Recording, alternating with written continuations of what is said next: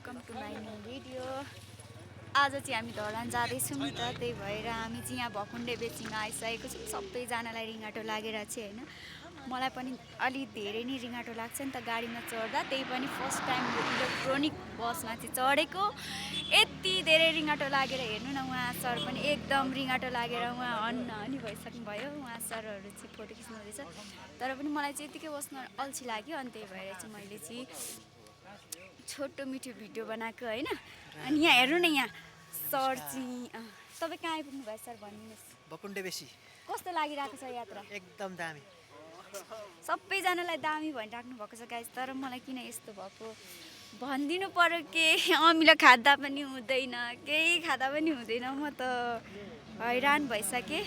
अनि miss you भनिदिनु कसैलाई, मेरो प्यारी प्यारी दिदीहरूलाई। हजुर यो म युट्युबमा पनि लाउँछु अनि टिकटकमा पनि लाउँछु होइन। अनि सर भनिदिनुहोस् तपाईँलाई कस्तो लागिरहेको छ? एकदम राम्रै हुँदैछ। यात्रा कस्तो छ? एकदम बेस्ट हुँदैछ। ल सर भनिदिनुहोस् ल, कस्तो लागिरहेको छ यात्राहरू? यात्रा एकदमै राम्रो भइरहेछ है। अहिले चाहिँ हामी भकुण्डे बेसीतिर पुगेको छौँ।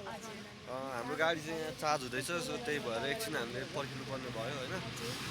त्यस्तै छ, राम्रो छ। ल मेरो भ्लग म हेर्छु, सबैले त्यहाँ लाइक कमेन्ट सब्सक्राइब गरिदिनु होला। Thank you so much. Sir भन्नु तपाईँलाई कस्तो लागिरहेको छ यात्रा? मलाई त यो यात्रा भन्दा पनि ठुलो कुरा हजुर आएर चाहिँ यहाँ मलाई खुसी लागिरहेको छ। Oh my god, thank you so much. तर मसँग पनि पनि हजुर आइपुग्नु भयो, जेस मेरो कुराहरू सेयर गर्न लगाउनु भयो, यसमै म एकदमै आभारी र एकदम माई खुसी छु। गड, युट्युबमा सर्च गर्नु है, सर्च गरेर हेर्नु तपाईँको आउँछ। एक्सक्युज मी सर, के हो तपाईँ? ठिक छु। के ठिक छ? जान्छ स्पेसल युटकै लागि हो। ल छिटो भन्नु, कस्तो लागिरहेको छ? एकदम रमाइलो लागिरहेछ। फर्स्ट टाइम पूर्वतिर आउँदैछु होइन। अहिले चाहिँ भकुण्डे बेसी हो कि के हो भन्ने ठाउँमा आइपुगेको छु होइन। हामी राम्रै छ, यात्रा एकदम बेस्ट नै छ। वेलकम। ल गजेन्द्र सर कस्तो लागिरहेको छ? एकदम ठिक छ, बेस्ट छ। नयाँ परिवेशमा नयाँ ठाउँमा राम्रो छ। यस नयाँ ठाउँमा नयाँ फर्स्ट टाइम जानुहुँदैछ है? एकदम पूर्व फर्स्ट टाइम जानुहुँदैछ। उहाँको घर चाहिँ पश्चिम हो नि त। हेलो एक्सक्युज मी म्याम, कस्तो लागिरहेको छ हजुरलाई यात्राहरू? ए हजुर नमस्कार, मलाई एकदम राम्रो लागिरहेको छ। अब हामी धरान जाँदैछौँ फर्स्ट टाइम। अब पूर्व कस्तो छ के छ सो हेर्न जान्न बुझ्न घुम्नको लागि सो एक्साइटेड छु म। Thank you.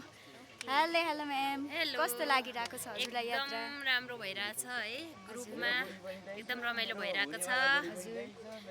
अझै रमाइलो हुन्छ भन्ने आशा छ एकदम। हजुर थ्याङ्क यू। मिसन सर हजुरको यात्रा कस्तो भइरहेको छ? थोरै 2-4 शब्द हजुरको पनि जाओस् न, जनताहरूले जान्न चाहन्छ। मेरो बुढी पनि त्यहीँ छ, मेरो हुनेवाला बुढी पनि त्यहीँ छ, मेरो गर्लफ्रेन्ड पनि त्यहीँ छ, मेरो हुनेवाला गर्लफ्रेन्ड पनि त्यहीँ छ। रियल भनेको युट्युबमा आउँदैछ नि फेरि। रियल त भनिरहेको छु त, छिटो अब भनिदिनुहोस्। झुटो चाहिँ किन बोल्दै।